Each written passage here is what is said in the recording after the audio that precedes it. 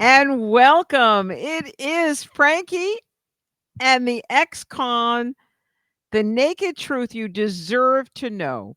And for those of you that are not familiar with our podcast, please go back and listen to the first few episodes because they are really, really good. We are talking to GC Brown, his extraordinary life. What an unbelievable, in his 50 something years that he has been on this planet. They have been chock full, chock full. And before we get into the drones and the drugs, which is this is what the episode today is going to be about, the truth about drones in prison and drugs.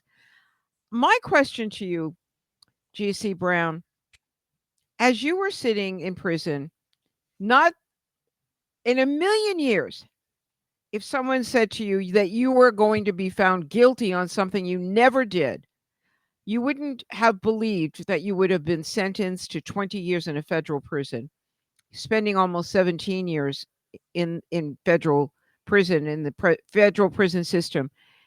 Somewhere along the line, is there an innocence project? Is there an ombudsman? Is there someone in the system that you can talk to after the appeals have run out?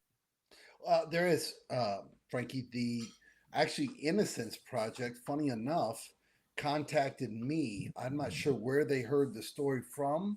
I was never able to find out if it came from my attorney or who, but they contacted me. We began down the road.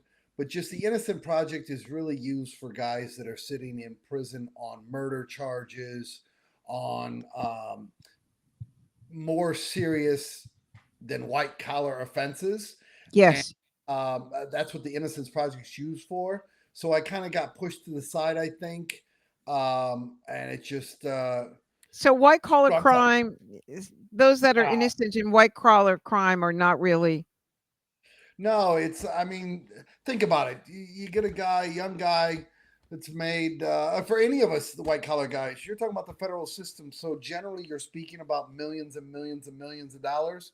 And truth being told, it's hard to feel sorry for that guy compared to Yeah, the guy that's wrongfully convicted exactly. of a murder, sitting with life without parole, never getting out.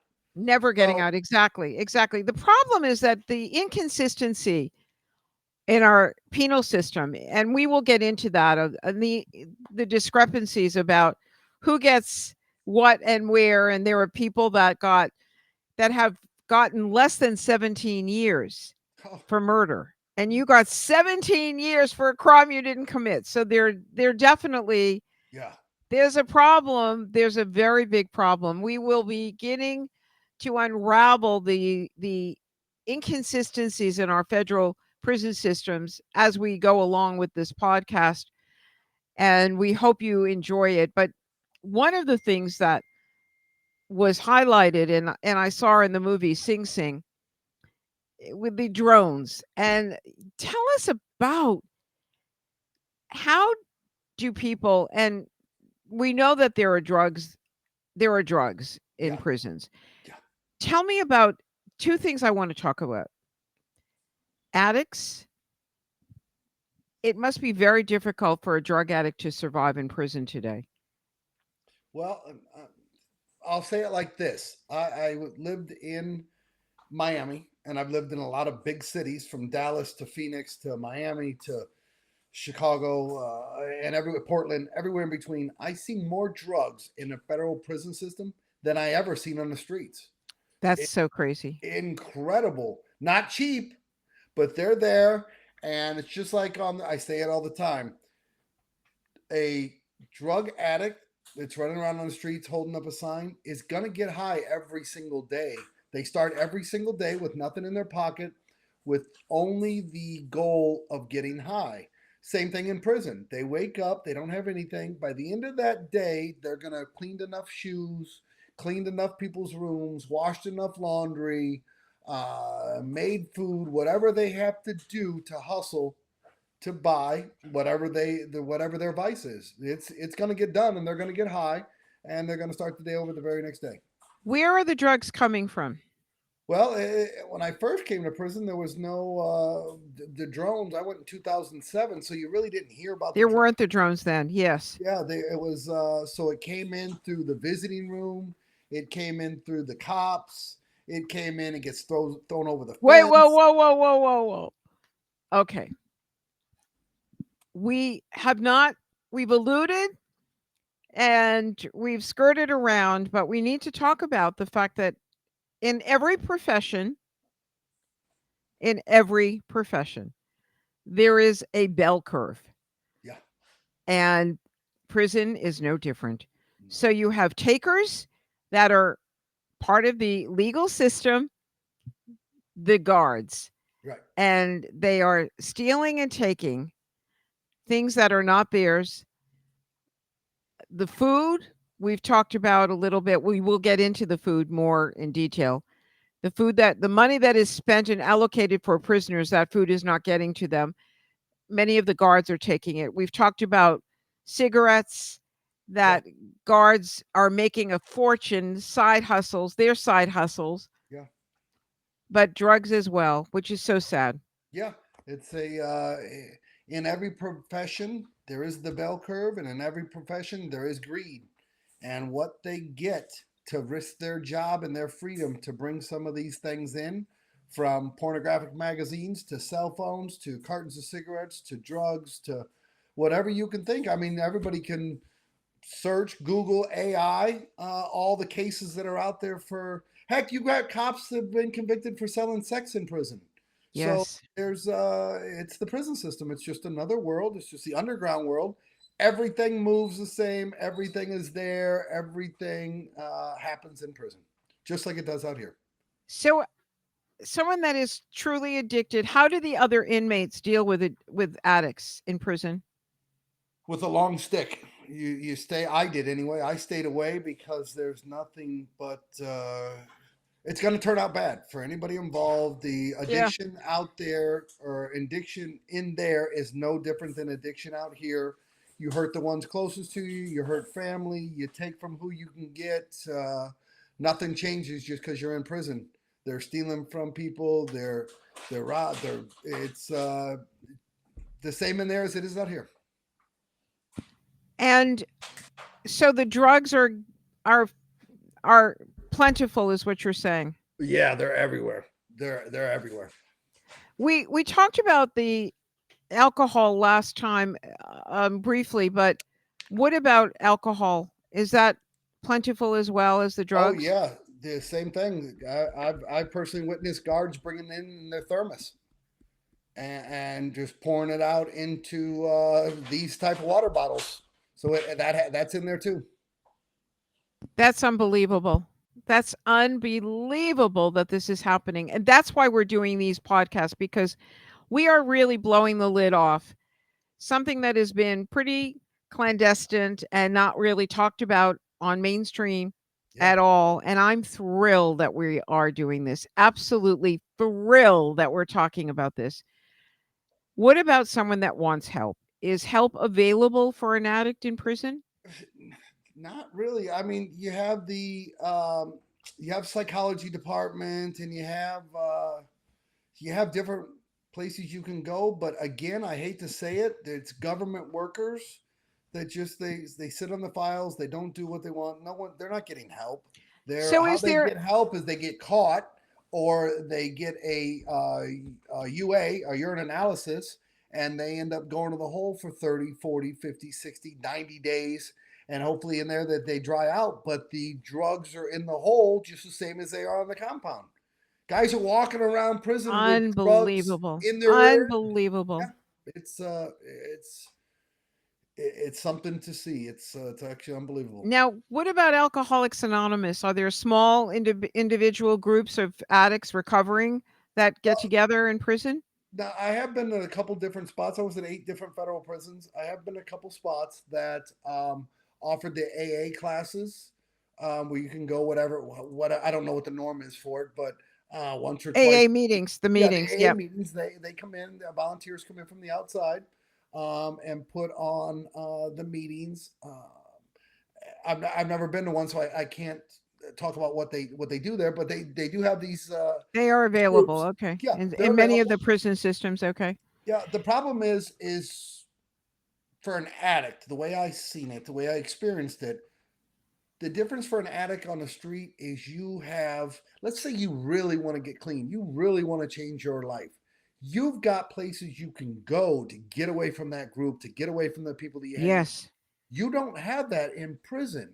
9 times out of 10, your cellmate, or for 10 out of 10, either your cellmate or somebody on each side of your cell is doing drugs. So there is no escaping that in prison. So if you're an addict, you're gonna more than likely, unless you make the conscious effort to change, and just don't do it. I mean, it's hard. It's So and what I is go the back. I've said it before. I blame it on the part of the starting with the doctors. Starting with they throw Sure. out so many cases, Frankie. So many cases that I've sat and listened to. The guy ends up a truck driver, ends up hurting his back on the job, pulling a pallet of soda into the market, hurts his back, goes to the doctor. The doctor puts him on oxycontins and all these nerve and muscle relaxers and opioids and opiates and painkillers and this, that, and the other thing. 6, 7, 8 weeks, 9 weeks, 2 months, 3 months, whatever it is. The insurance is up and quit paying for the guy's prescription. Now that he's addicted to them, they turn to the streets, and pretty soon they're buying them on a daily basis, getting the drugs, taking care of their addiction, and pretty soon it becomes so expensive that now, hey, listen, I can sell these. I can give you a pile of these if you want to sell them to your buddies. So now you're selling drugs. Pretty soon you're wrapped up in a conspiracy and you're doing 20-year sentence. You started with hurting your back. The doctors push these opioids on you instead of some of the other stuff out there that should be available, like the marijuanas and the psilocybin, the mushrooms and stuff that could really help. They push opioids on them and then wonder why we have an opioid. No, it's just it's insidious. It really is Yeah, insidious. it is. And then you end up with fentanyl, and it's Oh, the just fentanyl story. forget it. We are really going to blow the lid on the Yeah. fentanyl story. You We talk will be about doing drugs that. in And prison. yes, yes, Fentanyl's everywhere. absolutely. Fentanyl's I was everywhere. going to ask you, fentanyl must be very big in prisons right now. It, I came. Fentanyl just started hitting like around COVID, right? Just before COVID. I don't really know a lot about the fentanyl, but I know it just started to get popular towards the end of my prison term. So I was starting to see it, and I was starting to hear about. I was seeing or hearing about it more than I was seeing it. But towards the end of my prison term, hey, what happened to so and so? Hey, he took fentanyl. He's dead. Hey, what happened to him? He's in the hospital on tubes. Fentanyl came in the marijuana. Fentanyl came in the whatever, pick it. They were putting in everything, so it's So everywhere. you have guards that are on the take. Yep. Can you give me a percentage of what the guard situation is there? How many are up and up and how many are on the take? And are most of them at this point? Does it just wear on you when you are in that kind of an environment day in and day out? I think so. I don't really have a percentage. I know a lot of them do it. I've seen firsthand. I've been asked firsthand. I don't have a percentage, but yeah, I mean, you're hanging around all day long. You're doing 8 or 10 hour shifts, 5, 6 days a week around the same group of men every day, day in, day out. Pretty soon, conversations start. Hey, did you see the Lakers last night? That turns into, hey, I can probably get you this, or it turns into an inmate saying, hey, is there any chance you want to make a little money on the side? And pretty soon, rumors are flying around. Hey, this is hitting the compound. Come Yes. cops. You hear everything. There's no Yeah. So the side prison's got gigs an inmate begin. back The off. Oh, side yeah, gigs begin. for sure. Yeah. I mean, Frankie, if you the phones that you paid, the throwaway phones out here that you guys were able to pay 80, 90, $100 for, those are $2,000 phones in prison. So, So I so mean, the drugs, everything. when did the drones and the delivery of cell phones and drones, because you're not allowed a cell phone in prison today, are you? Correct. No, no, no, no, absolutely not. Cell phones. So I would have been. This would have been 2016, 2017 that I've watched it happen. I told you about in the last episode about being on in a softball game on shortstop and looked across the thing and I seen something in the tree line, and Yeah. sure enough, that night we found out, and then everywhere after that. People stop bringing. Why would you have your wife or girlfriend or whoever family's coming to see you? Why would you have them wrap up a bunch of balloons? Was what they used to do. Wrap up little balloons, put them in some sort of candy and an M&Ms or Skittles. Put them in the bag, and you go into the visiting room, and they give you the Skittles, they give you the M&Ms. You tip it up, and it's full of balloons. They swallow the balloons, go back to the units, make themselves vomit. There's been a couple of cases that I've been around that balloons have exploded in people's stomachs, and those Oh guys my died. God, you're kidding. Yeah, so why would you do that any longer when there's a drone? Johnny's got a drone, and hey, for a couple extra $1,000, you can get your package brought in So too. how do you know though? How do they maneuver the dropping off, the precision that you needed to have if there are no cell phones? How do the inside inmates get word that the drone is dropping off Well, outside on the grounds? well, you have to be in the circle to know that it's coming. You just if you're not in the circle, you hear after it hits. But And guys will these are large drones that are dropping off uh, many packages, or small drones with well, just so what they depending do on the depending on what it is. I know of a couple of guys that were bringing in 2 or 3 loads a night at 10 cell phones a load.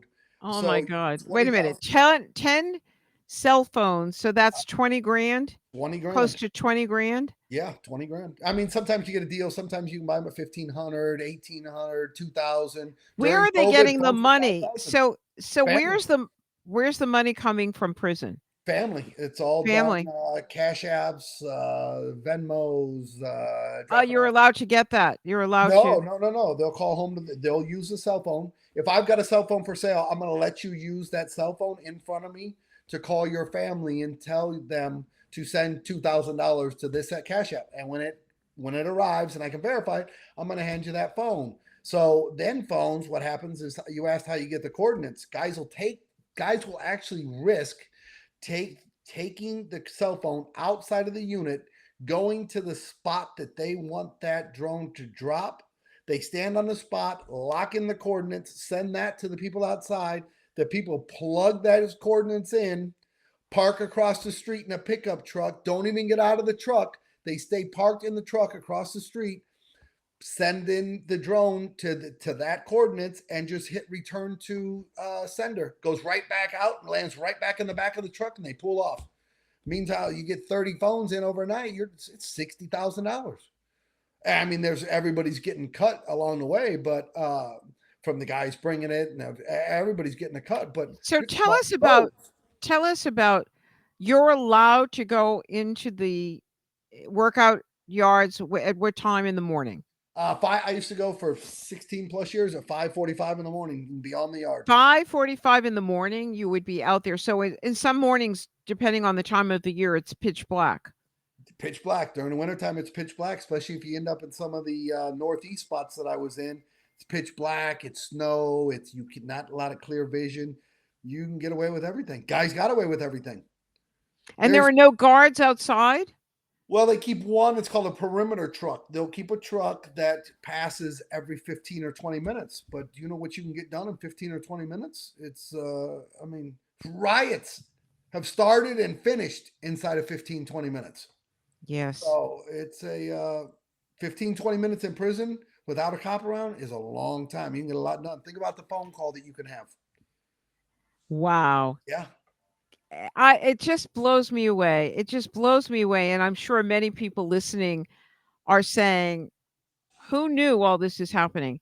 Yeah. And when we are talking about this, um, does it ever get to the warden? I mean, the Oh, warden sure. obviously knows what's going on. Sure. But they can't stop it. I mean, heck, the government couldn't stop war on drugs. It got worse.